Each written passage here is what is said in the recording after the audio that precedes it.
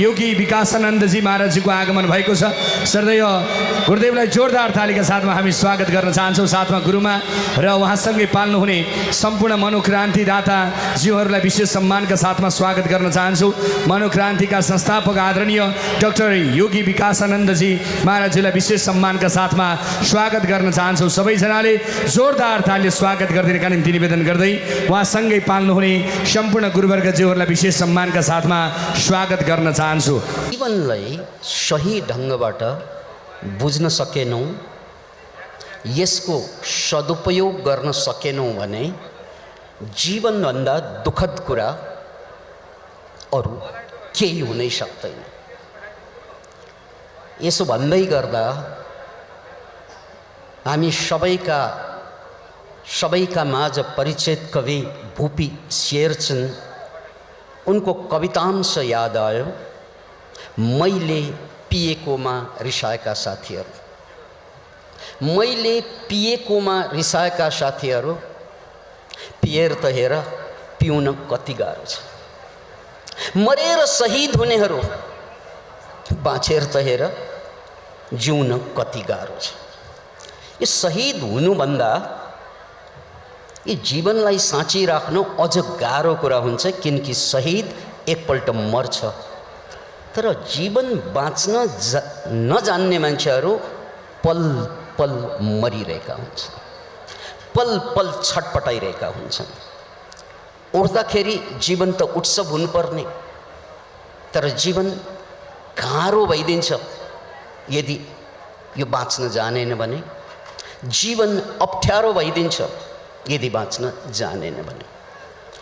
यो कुरालाई एउटा उदाहरणबाट बुझ्नुपर्छ। एउटा मान्छे पानीमा डुबेर छटपटाइरहेको र मरेको हामी सबैले देखेका हुन्छौँ। अनि त्यो पानीमा डुबेर छटपटाइरहेका मान्छेहरू पानीको कारणले छटपटाइरहेको हुँदैन। उसले हात जसरी चलाउनु पर्ने हो त्यसरी चलाउन जानेन, उसले जसरी खुट्टा चलाउनु पर्ने हो त्यसरी चलाउन जानेन भने उनकै हात, उनकै खुट्टा, उनकै गोडा र उनकै चलाइले उनलाई डुबाइदिन्छ। त्यसकारण पानीले मान्छेलाई डुबाउँदैन, गलत तरिकाबाट चलाइएको हात, गलत तरिकाबाट चलाइएको खुट्टाले डुबाइदिन्छ मान्छेलाई। त्यस्तै त्यही पानीमा पौडी खेलिरहेका मान्छे पनि हामी देख्छौँ। त्यो पौडी खेल्ने मान्छेले पनि हात चलाउँछ, खुट्टा चलाउँछ, दुवैले हात चलाउँछ। डुब्नेले पनि पौडीले पनि दुवैले खुट्टा चलाउँछन्, डुब्नेले पनि पौडी खेल्नेले पनि। फरक के त एउटाले गलत ढङ्गबाट हात गोडा चलाउँछन् र डुब्छन् र अर्कोले ठिक तरिकाबाट हात खुट्टा चलाउँछन् र त पानीको मजा लिन्छन्। कम्पिटिसनमा पर्यो भने स्वर्ण पदक पनि हात थाप्छन्। आखिर पानीले मान्छेलाई न तैराउँछ न डुबाउँछ। यदि डुब्यो भने अज्ञानतावश चलाइएका हात खुट्टा हुन्। यदि पौडी खेलेर मजा लियो या स्वर्ण पदक जित्यो भने पनि हात गोडा ठिकसँग चलाउनुको परिणाम भनेर बुझ्नुपर्ने हुन्छ। पानी तटस्थ हुन्छ, न त कसैलाई पौडी खेलाउँछ पानीले, न त कसैलाई डुबाउँछ पानीले। डुब्छ आफ्नै कारणले, पौडिन्छ आफ्नै कारणले। हामीले बारम्बार सुन्ने गरेको शब्द हो, यो संसार भव सागर हो। हामीले संसारलाई पनि सागर भनेका छौँ, किनकि यो संसारमा तपाईले ठिकसँग हात गोडा चलाउन जान्नु भए मात्रै यहाँ स्वर्ण पदक जितिन्छ। पानीमा रमाइलो गरी पौडी खेल्न सक्छ र हात गोडा चलाइ गलत भयो भने यो पानीले, यो भवसागरले यो जीवनलाई डुबाइदिन्छ। WHO को एउटा घोषणा छ, प्रक्षेपण छ कि सन् 2030 सम्ममा संसारमा सबभन्दा बढी नम्बर 1 मा आउने रोगको नाम भौतिक रोग होइन। अहिले संसारमा सबभन्दा बढी मान्छे मुटुको रोगबाट मर्छन्। दोस्रो नम्बरमा क्यान्सर छ। फेरि पनि अहिले संसारभरको तथ्याङ्क अनुसार सबभन्दा बढी मान्छे मर्ने रोग भनेको मुटुको रोग अनि क्यान्सर। र अबको 5 वर्षमा 25 त पुगिसक्यो, अबको 5 वर्षमा मान्छेलाई सबभन्दा बढी गाँज्ने रोग, मुटुको रोगलाई उछिन्ने, क्यान्सरलाई उछिनेर डिप्रेसन, एङ्जाइटी जस्ता रोगहरू नम्बर 1 मा आउँदैछ। Can you imagine it? यसको मतलब यो घर घरमा कोही न कोही मान्छे मानसिक रोगको शिकार हुनेछ। जसरी अहिले घरमा डिप्रेसन नभए पनि डायबिटिज छ, अहिले घरमा डिप्रेसन, एङ्जाइटी सबैको घरमा नभए पनि ब्लड प्रेसरका रोगीहरू भेटिन्छन्। अब आउने दिनमा ब्लड प्रेसर त रहने नै भयो, डायबिटिज पनि कायमै रहने भयो र साथसाथै हरेक घरमा मानसिक रोगीहरू पनि बढ्दै छन्। यो WHO विश्व स्वास्थ्य सङ्घको प्रक्षेपण हो। यसलाई ध्यानपूर्वक मनन गरौँ। भर्खरै हामी 2 दिन अगाडि नेपाल फर्क्यौँ। कार्यक्रम हाम्रो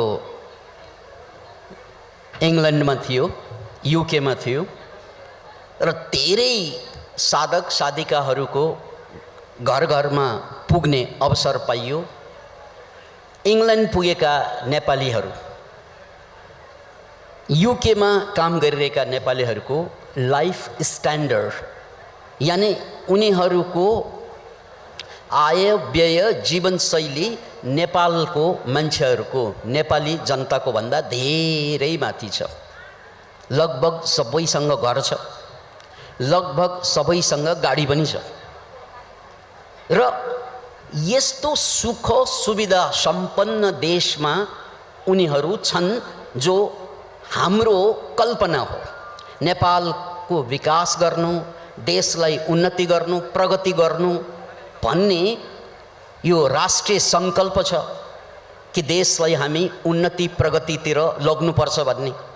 अनि उन्नति प्रगतिको शिखरमा पुगेको त्यो देश युके र त्यहाँ पुगेका नेपालीहरू, उनीहरूसँग संवाद गर्दा उनीहरूसँग उनीहरूका दुःखका कुरा, सुखका कुरा बुझ्दा सबैजसोले के भनेका छन् भने, मेरो प्रश्न थियो, मेरो जिज्ञासा थियो कि तपाईहरूको जीवनशैली या जीवनको स्तर नेपालमा भन्दा धेरै माथि पुगिसकेको छ, धेरै सुविधा सम्पन्न जीवन बिताइरहनु भएको छ हजुरहरूले।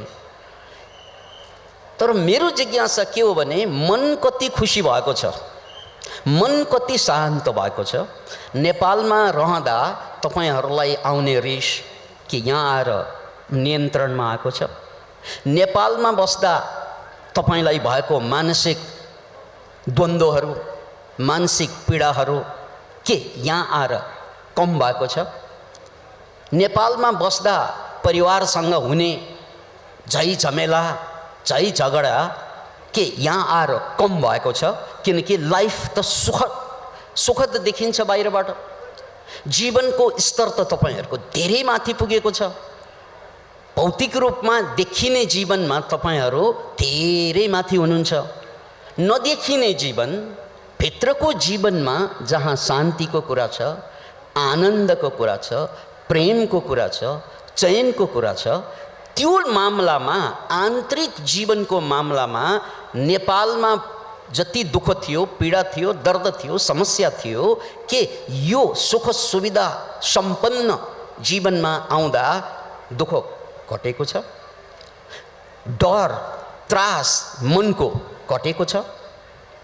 के झै झगडा घरभित्र हुने र साथीभाइसँग हुने वैमनस्यता, ईर्ष्या, द्वेष घटेको छ भनेर मैले जिज्ञासा व्यक्त गर्दा प्राय जसोले एउटै जवाफ पस्के, झन् बढेको छ।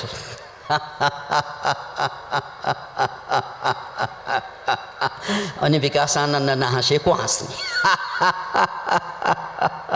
सुख सुविधाको शिखरमा पुगेर पनि, सुविधा सम्पन्न देशमा रहेर पनि संसारका सबै विकासले दिन सक्ने सबै किसिमका सुविधा भोगेर पनि मान्छेको यो मन दुखी नै छ, पीडित नै छ। अनि यो दुखी मन, पीडित मन धेरै समयसम्म दुखी र पीडित भइरहन सक्दैन।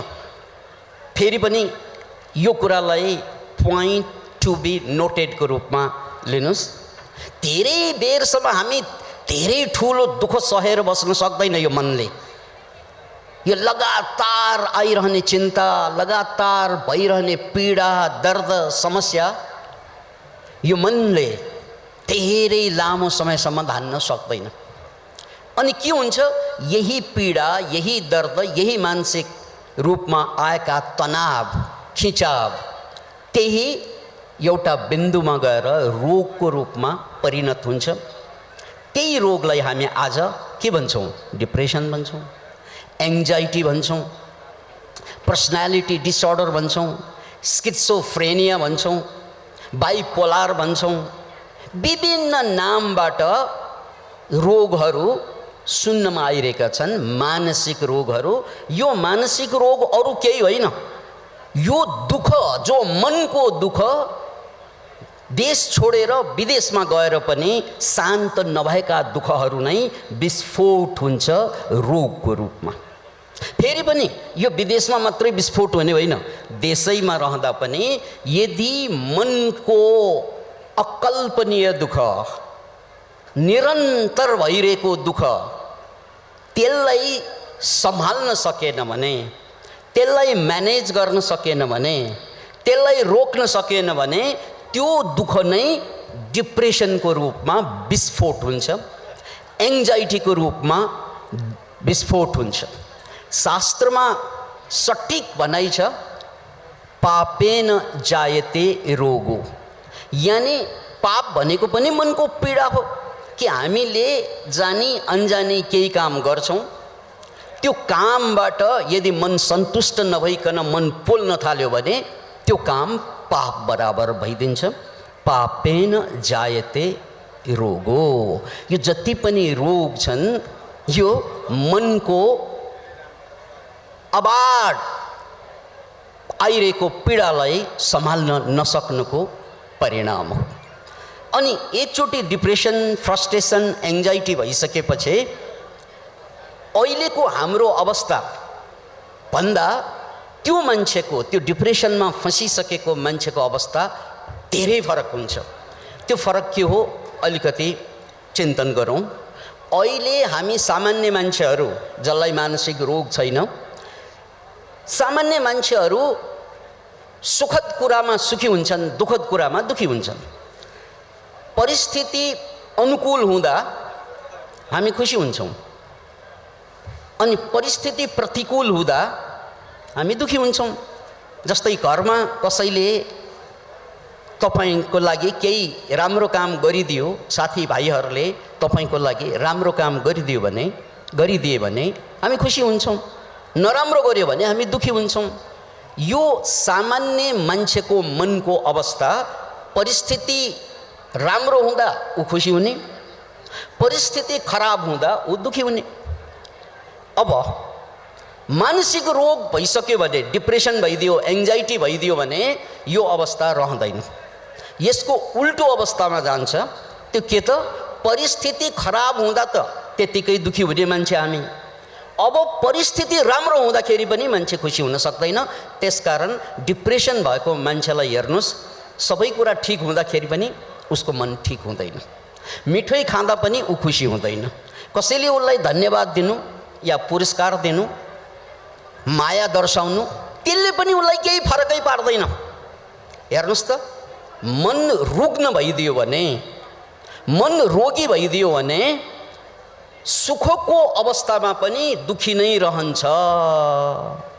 फेरि पनि बुझ्नुहोस्, सबै कुरा ठिक हुँदा पनि मन ठिक भइदिएन भने, सबै कुरा ठिक हुँदा पनि यदि मन रुग्न भइदियो, रोगी भइदियो, डिप्रेसनमा फस्यो, एङ्जाइटीमा फस्यो भने सबै कुरा ठिक हुँदा पनि मन दुखी नै रहन्छ। त्यही अवस्थालाई डिप्रेसन, एङ्जाइटी जस्ता नामबाट हामी चिन्ने गर्दछौँ। अब यसको उल्टो पाटो, यानि परिस्थिति खराब हुँदा पनि मन खुसी नै भइरहनु, परिस्थिति बिग्रिँदा पनि मन नभाडिनु, नबिग्रिनु, यो अर्को अवस्था छ। सामान्यतया हामी परिस्थिति ठिक हुँदा मात्रै ठिक हुन्छौँ, परिस्थिति गलत हुँदा हामी गलत हुन्छौँ। तर अवस्था यस्तो पनि आउँछ, जहाँ परिस्थिति सबै कुरा बिग्रेको छ, सबै कुरा नराम्रो भएको छ, तैपनि मेरो मन भाडिएको छैन, म तैपनि खुसी छु। यो अवस्थालाई मुक्ति दशा भनिन्छ। यो अवस्था नै दुःखबाट मुक्तिको अवस्था छ। अब हेर्नुहोस्, हामी अहिले जुन अवस्थामा छौँ, अहिले यहाँहरू प्रवचन सुनिरहनु भएको छ, अहिले यहाँ कोटी होम चलिरहेको छ, वातावरण पोजिटिभ छ, सकारात्मक छ, त्यसकारण हाम्रो मन खुसी हुन्छ यस्तो अवस्थामा। तर अहिले यहाँ गोलमाल भइदिएको भए या कुनै नकारात्मक घटना घटिदिएको भए हाम्रो मन तत्काल खिन्न हुन्छ, पीडित हुन्छ, दुखी हुन्छ। तर जब हाम्रो मन साधनाको माध्यमबाट या ज्ञानको माध्यमबाट एउटा यस्तो अवस्थामा पुग्छ जहाँ सुखमा त त्यतिकै सुखी हुने भयो र दुःखमा पनि ऊ सुखी भयो भने, दुःखले पनि उसलाई दुःख दिन सकेन भने त्यो अवस्थालाई मुक्तिको दशा, मुक्तिको अवस्था। मुक्ति केबाट? म मेरै दुःखबाट, मेरै मनबाट मुक्त हुने जुन अवस्था आउँछ, त्यो अवस्था नै आध्यात्मिक अवस्था हो, समाधिको अवस्था हो, एनलाइटनमेन्टको अवस्था हो, मुक्तिको अवस्था हो। अब यहाँ हामी सबैले एकचोटि चिन्तन गर्नुपर्ने कुरा के त भने, यदि हाम्रो दुःखलाई हामीले सम्हाल्न सकेनौँ भने हामी मानसिक रोगी बन्न सक्छौँ। यदि हाम्रो दुःखलाई सम्हाल्न सक्यौँ र बेलामा नै हामीले अन्तर्यात्रा गर्न सक्यौँ, आफूभित्र रमाउन सिक्यौँ ध्यानबाट, ज्ञानबाट भने हामी दुःखबाट सधैँको लागि मुक्त हुन सक्छौँ। त्यसकारण जीवन एउटा अवसर हो। मैले सुरुमै भने यहाँलाई उदाहरण दिएँ कि यो भवसागरमा पौडी खेल्न आयो भने स्वर्ण पदक जितिन्छ, मजा लिन्छ यो पानीको। होइन, पौडी खेल्न आएन भने एक मिनट पनि पानी नाकबाट पनि पसिरहेको हुन्छ, मुखबाट पनि पसिरहेको हुन्छ, कानबाट आँखाबाट पनि पानी छिरिरहेको हुन्छ। त्यो बेला जसरी डुब्ने मान्छे छटपटाउँछ,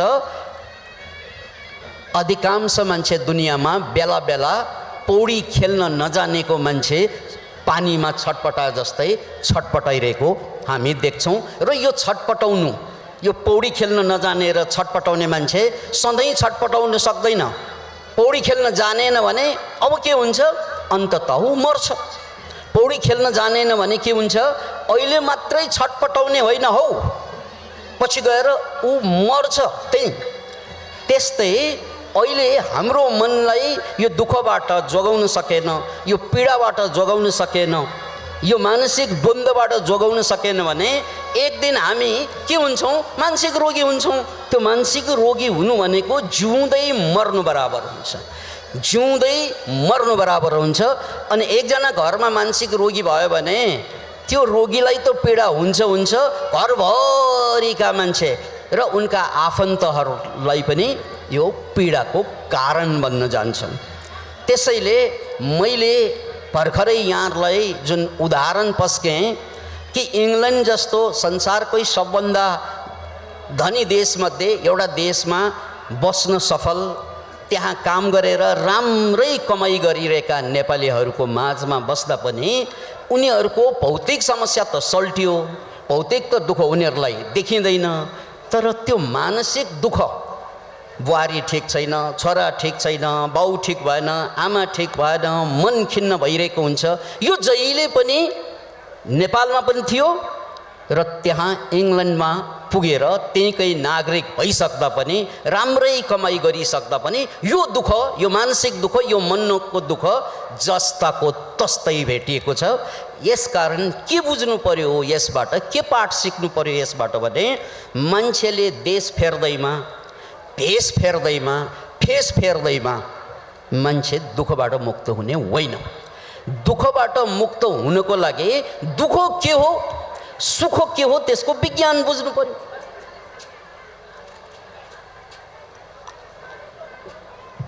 दुःखबाट सधैँ मुक्त रहनको लागि दुःख के हो वास्तवमा, सुख के हो वास्तवमा, त्यसलाई बुझ्नु पर्यो। अब यो माहौल बहुत रमझमको माहौल भइरहेको छ, यही सबै मान्छे हौसिरहनु भएको छ, अलिअलि हल्ला पनि आइरहेको छ है, र यहाँहरूले बहुत ध्यानपूर्वक सुन्नुपर्ने हुन्छ, मलाई ध्यान केन्द्रित गर्नुहोस्। दुःख मान्छेलाई किन हुन्छ यसको विज्ञान के हो, सुख मान्छेलाई किन हुन्छ यसको विज्ञान के हो, म विज्ञान मात्रै बताउन चाहन्छु। यो डिप्रेसन भएको मान्छे हामीले अहिले जताततै भेट्छौँ, देख्छौँ। अनि डिप्रेसन भएको मान्छेलाई हुने के त, किन डिप्रेस भयो, अर्थात् डिप्रेसन मतलब उसलाई जहाँबाट पनि दुःख, केही चिजमा रस नहुनु, केही चिजमा मन नलाग्नु, कहीँबाट पनि सुख नआउनु, त्यही डिप्रेसन हो। अनि डिप्रेसन भएपछि मनमा सुसाइडल थट्स, खालि मर्ने मर्ने मर्ने मात्रै विचार आइरहन्छ, किनकि अब जीवनमा कुनै पनि चिजमा उसलाई रस हुँदैन, त्यसकारण मर्ने विचार आइरहन्छ।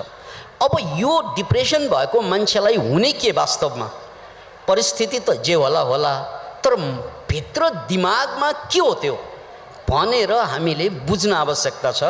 किनकि मान्छेलाई खुसी बनाउने, ह्याप्पी बनाउनको लागि दिमागमा केमिकल, रसायन क्रियाशील हुनुपर्छ। दिमागमा जस्तै एन्डोर्फिन्स भन्ने केमिकल, सेरोटोनिन भन्ने केमिकल, या चाहिँ डोपामिन भन्ने केमिकल, या एनान्डामाइड भन्ने केमिकल, या DMT डिमिथाइल ट्रिप्टोफेन भन्ने केमिकल, 5-6 किसिमका यस्ता केमिकलहरू हाम्रो दिमागमा बन्छ र त्यो दिमागमा बनेको केमिकल क्रियाशील भएर हाम्रो रगतको धारमा निस्क्यो भने हामी खुसी हुने हो। अनि त्यो खुसी पार्ने केमिकल निस्किदिएन भने, त्यो केमिकल निस्कनु पर्ने केमिकल निस्किदिएन भने हामी दुखी हुने हो। डिप्रेसनको सवालमा यो कुरा अझै क्लियर के छ त भने डिप्रेसन भएको मान्छेको दिमागमा सेरोटोनिन भन्ने मुडलाई ठिक पार्ने केमिकल चल्दैन। फेरि पनि डिप्रेसन भएको मान्छेको दिमागमा उसलाई खुसी पार्ने रसायन, उसलाई खुसी पारिराख्ने हर्मोन चाहिँ ब्लक भइदिन्छ। त्यो हर्मोन नचलेको कारणले उसलाई सारा संसार नै, कुनै पनि संसारको कुनै कुरामा पनि रस आउँदैन। अनि दुखी हुने मान्छे, छटपटाउने मान्छे, चिन्तित हुने मान्छे, पीडित हुने मान्छेलाई हुने के त भन्नाले एउटा त तपाईलाई खुसी पार्ने केमिकल निस्किरहेन भने पनि तपाईँ दुखी हुने भयो, र अर्को तपाईको दिमागमा, हाम्रो दिमागमा हामीलाई दुखी बनाउने केमिकल छ जसलाई स्ट्रेस हर्मोन भनिन्छ, कार्डिजोल भनिन्छ। त्यो कार्डिजोल स्ट्रेस हर्मोनहरू निस्किदिएन, रिलिज भइदिएन भने पनि त्यो हर्मोन ब्लक हुनासाथ, निस्किदिँदा साथ, मैले यसलाई फेरि सच्याएँ, कार्डिजोल भन्ने हर्मोन जो निस्क्यो, धेरै मात्रामा निस्क्यो भने तनाव बढ्छ, सुत्न सक्दैन, निद्रा भाग्छ। अनि निद्रा भागेको बेलामा हामी के गर्छौँ, नकारात्मक कुराहरू मनमा खेल्छ, त्यही कुरा बार बार दोहोरिन्छ र यो कुराले हामीलाई अझ बढी थप दुखी बनाउने केमिकल निस्किदिन्छ र खुसी बनाउने केमिकल सुसुप्त भइदिन्छ या चाहिँ त्यो डोर्मेन्ट अवस्थामा गइदिन्छ। त्यसैले यो कुराबाट हामीले के बुझ्नु पर्यो भने दुखी बनाउने र सुखी बनाउने संसारले होइन। फेरि पनि यो कुरालाई बुझ्नुहोस्, मान्छे दुखी संसारको कारणले हुँदैन, धनको पदको प्रतिष्ठाको कारणले मान्छे दुखी हुने पनि होइन र सुखी हुने पनि त्यो कारणले होइन। जबकि हामी सबैको भ्रम के छ, संसारमा सबै कुरा ठिक भयो भने म खुसी हुन्छु र गलत भयो भने म दुखी हुन्छु भन्ने बुझाइ छ। तर यथार्थ के हो, दुखी हुनलाई चाहिँ केमिकल चल्नुपर्छ, दुखी बनाउने केमिकल, सुखी हुनलाई सुखी बनाउने केमिकल चल्नुपर्छ। यति भनिसक्दा अब मेरो दुःख र सुख भनेको सम्पत्तिसँग अर्थ रहेन, मैले गरेको विवाह या मैले बनाएका छोराछोरीसँग अर्थ रहेन। म तब मात्र खुसी हुन्छु जब मेरो दिमागमा मलाई खुसी बनाउने केमिकल निस्कन्छ, अनि त्यो निस्केन भने म दुखी हुन्छु। अब धार्मिक भाषामा भन्नुपर्दा, आध्यात्मिक भाषामा, धार्मिक भाषामा भन्नुपर्दा हामीले के भनिरहेका हुन्छौँ? धार्मिक भाषा, आध्यात्मिक भाषामा हामीले के भनिरहेका हुन्छौँ भने मान्छेको मनभित्र राक्षस छ, मान्छेको मनभित्र देवता पनि छ। यहाँ देवता पनि छ, दानव पनि छ। जब देवता सक्रिय हुन्छ हामी खुसी हुन्छौँ, आनन्दित हुन्छौँ। मूकं करोति वाचालं पंगुं लङ्घयते गिरिं यत्कृपा तमहम वन्दे परमानन्द माधवम। माधव भनेको त ईश्वर, माधव भनेको त नारायण, तर माधवको स्वरूप के त आनन्द स्वरूप। जब यो आनन्द स्वरूप माधव क्रियाशील हुन्छ अनि हाम्रो लागि असम्भव केही हुँदैन। मूकम करोति वाचालम भनेको लाटोले बोल्न थाल्छ, लङ्गडोले पहाड चढ्न थाल्छ। कुन बेला? जब परमात्मा रूपी नारायणको आशीर्वाद या कृपा हामीमाथि वर्षिन्छ। अनि यो कृपा के रूपमा वर्षिन्छ? परमानन्द, आनन्दको रूपमा कृपा वर्षिन्छ। त्यसकारण परमात्माको नजिक म तब पुग्छु जब म आनन्दित हुन्छु, अनि म मेरै दानवको नजिक कुन बेला पुग्छु? जब म दुखी हुन्छु। अब यहाँ फेरि पनि मैले टुङ्गो लगाउन अगाडि यहाँहरूलाई निवेदन गर्नुपर्छ, म भित्रको केमिकलले मलाई दुखी बनाउँछ, म भित्रको केमिकलले मलाई सुखी बनाउँछ, म भित्रको राक्षसले मलाई दुखी बनाउँछ, म भित्रको देवताले मलाई खुसी बनाउँछ।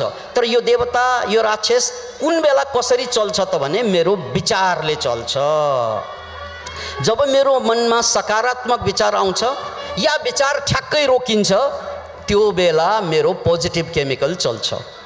जब मेरो मनमा नकारात्मक विचार चल्छ अनि नकारात्मक विचार चलेको बेलामा मेरो नकारात्मक केमिकल एक्टिभेट हुन्छ, क्रियाशील हुन्छ, अथवा म भित्रको दानव सक्रिय हुन्छ, त्यसले मलाई दुखी बनाइदिन्छ। त्यसकारण म यो कुरालाई बिट मार्न चाहेँ कि मैले कुरोलाई फेरि चुरोमा चाहिँ जोड्न खोजेँ कि मान्छेले देश बदले पनि, भेष बदले पनि, फेस बदले पनि मान्छे खुसी हुँदैनन् भित्रबाट। किनकि खुसी हुनको लागि तपाईको खुसी बनाउने केमिकल चल्नुपर्छ। त्यसको लागि सकारात्मक सोच या सोचबाट नै पर मनलाई शून्य बनाउन सिक्नु पर्यो या मनलाई सकारात्मक बनाउन सिक्नु पर्यो। मात्र यति। मनलाई यदि शून्य बनाउन सिक्यौँ, मनलाई यदि सकारात्मक बनाउन सिक्यौँ भने अनि हामी भित्रको जुन केमिकल छ या हामी भित्रको देवता त्यो सक्रिय हुन्छ, जसले हाम्रो जीवनलाई धन्य पारिदिन्छ। अब म कुराको बिट मार्दैछु।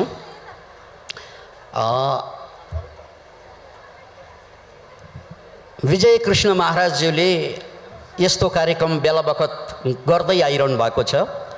यो भव्य, यो दिव्य कार्यक्रम गर्नुमा उहाँको सबै कुरा, उहाँले हामी सबैलाई जोडिदिनु भएको छ। यत्रो ठुलो पुण्य गर्नुभएको छ उहाँलाई। त्यसकारण राम्रो काम गर्ने मान्छेलाई हामीले सहयोग गर्नुपर्छ आफ्नो तर्फबाट, तनले, मनले, सके धनले। र खराब काम कसैले गरिरहेको छ भने त्यसबाट हामी इग्नोर त्यस्ता कुरालाई हामीले इग्नोर गर्नुपर्छ। किनकि राम्रो काम गर्ने मान्छेले हाइलाइट पाएन भने उसले राम्रो काम गर्दैन। त्यसकारण जसले जहाँ बसेर राम्रो काम गरेको हुन्छ त्यसलाई हामीले सलाम ठोक्नुपर्छ, धन्यवाद दिनुपर्छ र सक्दो सहयोग गर्नुपर्छ। र हामी यही कार्यक्रमबाट, यो कार्यक्रम सम्भवतः कहिले भोलि पर्सिसम्म चल्छ होला होइन, र यो कार्यक्रमको लागि हाम्रो तर्फबाट 1 लाख रुपैयाँ यो कार्यक्रमको लागि म चन्दा भोलि यहाँ पठाइदिने वाचाका साथ बिदा हुन चाहे। यहाँहरू सबैको जय होस्। जय हो। धेरै धेरै सम्मान छ परम पूज्य परम वन्दनीय प्रात स्मरणीय मनोक्रान्तिका संस्थापक आदरणीय पूज्य गुरुवर, जसले नेपाल अनि नेपाल लगायतका विश्वभरिका विभिन्न शक्तिशाली राष्ट्रहरूमा गएर लाखौँ भक्तहरूलाई यो कर्ममा जोड्नु भएको छ। लाखौँ अनुयायीहरू छन् मनोक्रान्तिका र हामी पनि हौँ।